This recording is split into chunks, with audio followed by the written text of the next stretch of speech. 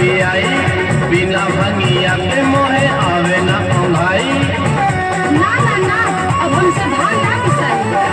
सुना गौरा रानी हमें भांग दा पियाई, बिना भंगिया के मोहे आवे ना भाई।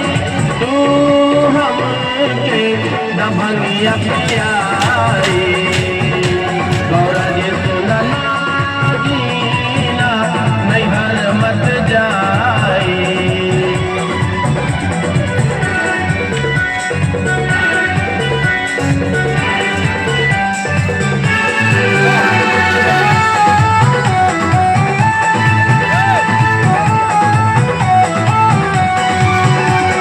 सुनला भोले भंडारी, कैली हली हम तैयारी।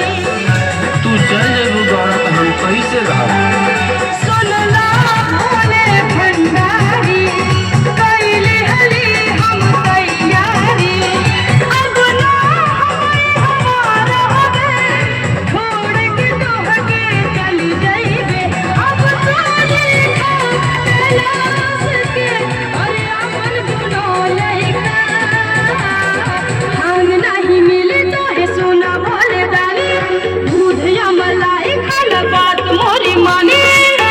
ना ना हमके भांग चाहिए। सोना भांग नहीं मिली तोहे सुना भोले दानी। दूध या मलाई खाना बात मोरी मानी। अब हम अपने नैहर चले जा।